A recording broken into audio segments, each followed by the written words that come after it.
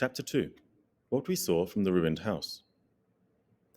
After eating, we crept back to the scullery, and there I must have dozed again, for when presently I looked round, I was alone. The thudding vibration continued with wearisome persistence. I whispered for the curate several times, and at last felt my way to the door of the kitchen. It was still daylight, and I perceived him across the room, lying against the triangular hole that looked out upon the Martians. His shoulders were hunched so that his head was hidden from me. I could hear a number of noises, almost like those in an engine shed, and the place rocked with that beating thud. Through the aperture in the wall, I could see the top of a tree touched with gold and the warm blue of a tranquil evening sky. For a minute or so, I remained watching the curate, and then I advanced, crouching and stepping with extreme care amid the broken crockery that littered the floor. I touched the curate's leg, and he started so violently that a mass of plaster went sliding down outside and fell with a loud impact. I gripped his arm, fearing he might cry out, and for a long time we crouched motionless. Then I turned, to see how much of our rampart remained. The detachment of the plaster had left a vertical slit open in the debris, and by raising myself cautiously across a beam, I was able to see out of this gap into what had been overnight a quiet suburban roadway. Vast indeed was the change that we beheld. The fifth cylinder must have fallen right into the midst of the house we had first visited. The building had vanished, completely smashed, pulverized, and dispersed by the blow. The cylinder now lay far beneath the original foundations, deep in a hole, already vastly larger than the pit I had looked into at Woking. The earth all round it had splashed under that tremendous impact. Splashed is the only word, and lay in heaped piles that hid the masses of the adjacent houses. It had behaved exactly like mud under the violent blow of a hammer. Our house had collapsed backward. The front portion, even on the ground floor, had been destroyed completely. By a chance, the kitchen and scullery had escaped, and stood buried now under soil and ruins, closed in by tons of earth on every side, save toward the cylinder. Over that aspect, we hung now on the very edge of the great circular pit the Martians were engaged in making. The heavy beating sound was evidently just behind us, and ever and again, a bright green vapor drove up like a veil across our peephole. The cylinder was already opened in the center of the pit, and on the farther edge of the pit, amid the smashed and the gravel-heaped shrubbery, one of the great fighting machines, deserted by its occupant, stood stiff and tall against the evening sky. At first, I scarcely noticed the pit and the cylinder, although it has been convenient to describe them first, on account of the extraordinary glittering mechanism I saw busy in the excavation, and on account of the strange creatures that were crawling slowly and painfully across the heaped mold near it. The mechanism, it certainly was, that held my attention first. It was one of those complicated fabrics that have since been called handling machines, and the study of which has already given such an enormous impetus to terrestrial invention. As it dawned upon me first, it presented a sort of metallic spider with 5 jointed agile legs, and with an extraordinary number of jointed levers, bars, and reaching and clutching tentacles about its body. Most of its arms were retracted, but with 3 long tentacles it was fishing out a number of rods, plates, and bars, which lined the covering and apparently strengthened the walls of the cylinder. These, as it extracted them, were lifted out and deposited upon a level surface of earth behind it. Its motion was so swift, complex, and perfect that at first I did not see it as a machine, in spite of its metallic glitter. The fighting machines were coordinated and animated to an extraordinary pitch, but nothing compared with this. People who have never seen these structures, and have only the ill-imagined efforts of artists, or the imperfect descriptions of such eyewitnesses as myself to go upon, scarcely realize that living quality.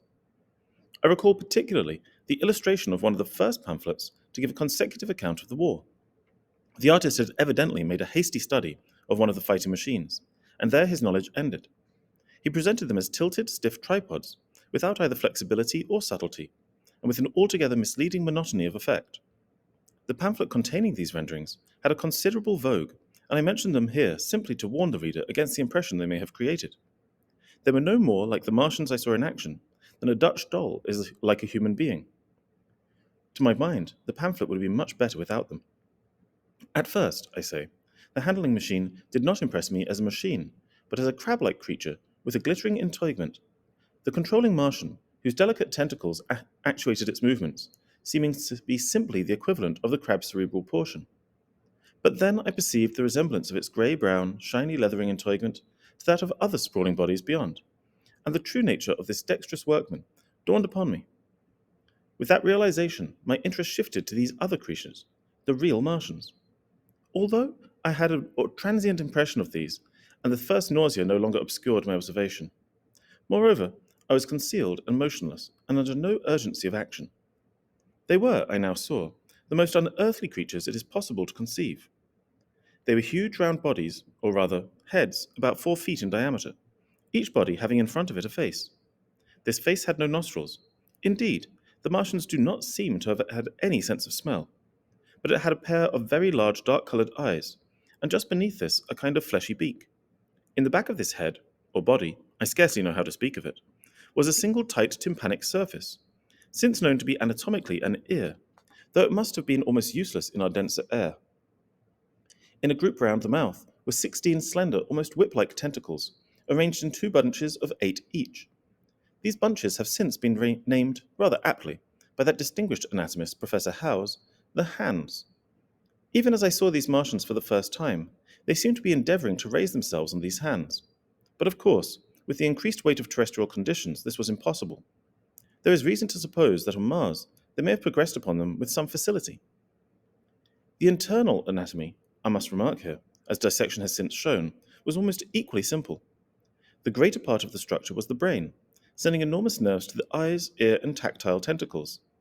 Besides these were the bulky lungs, into which the mouth opened, and the heart and its vessels. The pulmonary distress, caused by the denser atmosphere and greater gravitational attraction, was only too evident in the convulsive movements of the outer skin. And this was a sum of the Martian organs. Strange as it may seem to a human being, all the complex apparatus of digestion, which makes up the bulk of our bodies, did not exist in the Martians. They were heads, merely heads. Entrails they had none. They did not eat, much less digest. Instead, they took the fresh living blood of other creatures and injected it into their own veins. I myself have seen this being done, as I shall mention in its place. But, squeamish as I may seem, I cannot bring myself to describe what I could not endure even to continue watching. Let it suffice to say, blood obtained from a still living animal, in most cases from a human being, was run directly by means of a little pipette into the recipient canal. The bare idea of this is no doubt horribly repulsive to us, but at the same time, I think that we should remember how repulsive our carnivorous habits would seem to an intelligent rabbit. The physiological advantages of the practice of injection are undeniable. If one thinks of the tremendous waste of human time and energy occasioned by eating and the digestive process, our bodies are half made up of glands and tubes and organs, occupied in turning heterogeneous food into blood. The digestive process and their reaction upon the nervous system sap our strength and color our minds. Men go happy or miserable as they have healthy or unhealthy livers, or sound gastric glands. But the Martians were lifted above all these organic fluctuations of mood and emotion. Their undeniable preference for men as their source of nourishment is partly explained by the nature of the remains of the victims they had brought with them as provisions from Mars. These creatures, to judge from the shriveled remains that have fallen into human hands, were bipeds with flimsy siliceous skeletons, almost like those of the siliceous sponges, and feeble musculature, standing about 6 feet high and having round erect heads, and large eyes in flinty sockets. 2 or 3 of these seem to have been brought in each cylinder, and all were killed before Earth was reached. It was just as well for them, for the mere attempt to stand upright on our planet would have broken every bone in their bodies. And while I'm engaged in this description, I may add in this place further certain events, which, although they were not at all evident to us at the time, will enable the reader who is unacquainted with them to form a clearer picture of these offensive creatures. In 3 other points, their physiology differed strangely from ours. Their organisms did not sleep, any more than the heart of man sleeps. Since they had no extensive muscular mechanism to recuperate, that periodical extinction was unknown to them. They had little or no sense of fatigue, it would seem. On Earth, they could never have moved without effort, yet even to the last they kept in action. In 24 hours, they did 24 hours of work, as even on Earth is perhaps the case with the ants. In the next place, wonderful as it seems in a sexual world, the Martians were absolutely without sex, and therefore without any of the tumultuous emotions that arise from that difference among men. A young Martian, there can now be no dispute, was really born upon Earth during the war, and it was found attached to its parent, partially budded off, just as young lily bulbs bud off, or like the young animals in the freshwater polyp.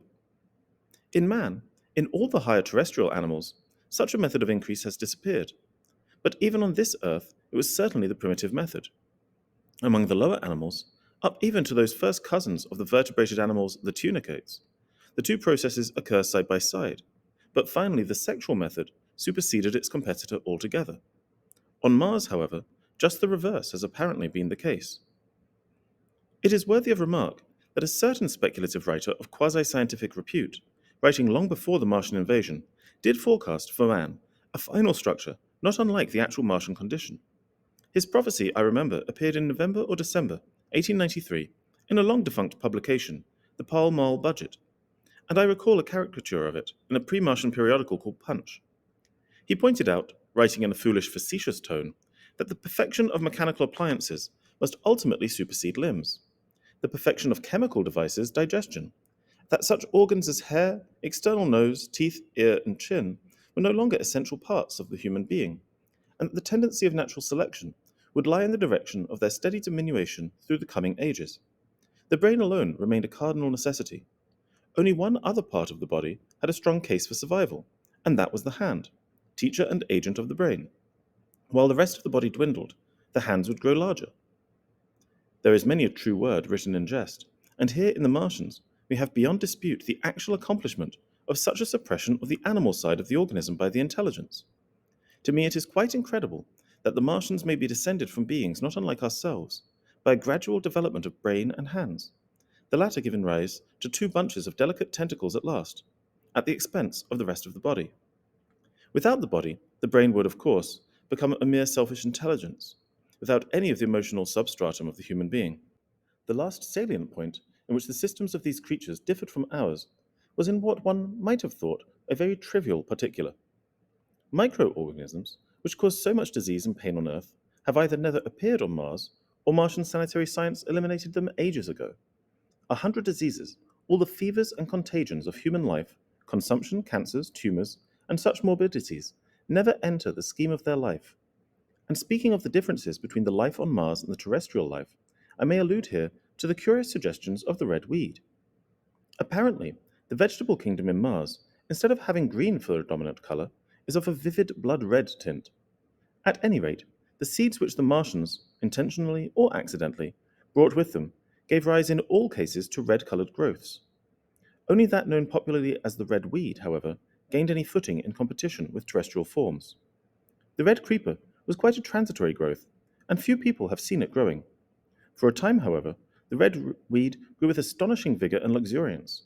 It spread up the sides of the pit by the third or fourth day of our imprisonment, and its cactus-like branches formed a carmine fringe to the edges of our triangular window.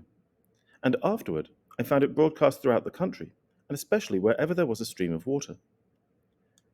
The Martians had what appears to have been an auditory organ, a single round drum at the back of the head body, and eyes with a visual range not very different from ours, except that, according to Phillips, blue and violet were as black to them.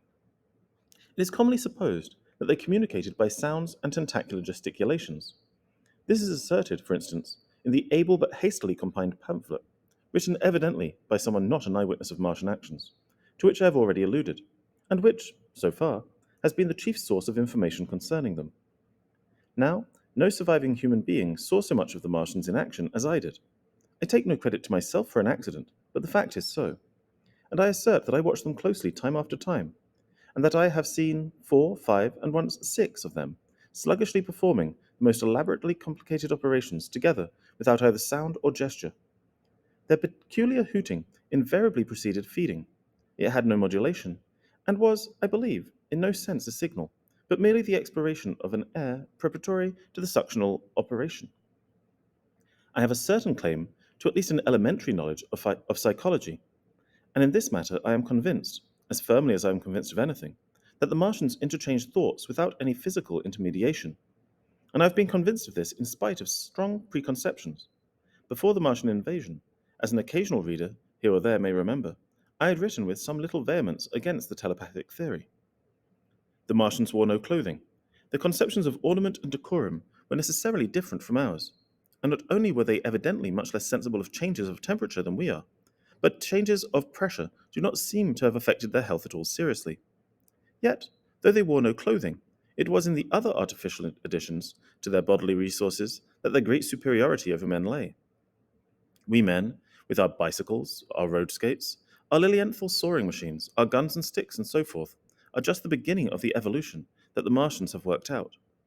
They have become practically mere brains, wearing different bodies according to their needs, just as men wear suits of clothes and take a bicycle in a hurry or an umbrella in the wet. And of their appliances, perhaps nothing is more wonderful to a man than the curious fact that what is the dominant feature of almost all human devices and mechanism is absent. The wheel is absent. Among all the things that they brought to earth, there is no trace or suggestion of their use of wheels. One would have at least expected it in locomotion. And in this connection, it is curious to remark that, even on this earth, nature has never hit upon the wheel, or has preferred other expedients to its development. And not only did the Martians either not know of, which is incredible, or abstain from the wheel, but in their apparatus singularly little use is made of the fixed pivot, or relatively fixed pivot, with circular motions thereabout confined to one plane. Almost all the joints of the machinery present a complicated system of sliding parts moving over small but beautifully curved friction bearings. And while upon this matter of detail, it is remarkable that the long leverages of their machines are in most cases actuated by a sort of sham musculature of discs in an elastic sheath. These discs become polarized and drawn closely and powerfully together when transversed by a current of electricity. In this way, the curious parallelism to animal motions, which was so striking and disturbing to the human beholder, was attained. Such quasi-muscles abounded in the crab-like handling machine, which, on my first peeping out of the slit, I watched unpacking the cylinder. It seemed infinitely more alive than the actual Martians lying beyond it in the sunset light, panting, stirring ineffectual tentacles, and moving feebly after their vast journey across space. While I was still watching their sluggish motions in the sunlight, and noting each strange detail of their form, the curate reminded me of his presence by pulling violently at my arm. I turned to a scowling face and silent, eloquent lips.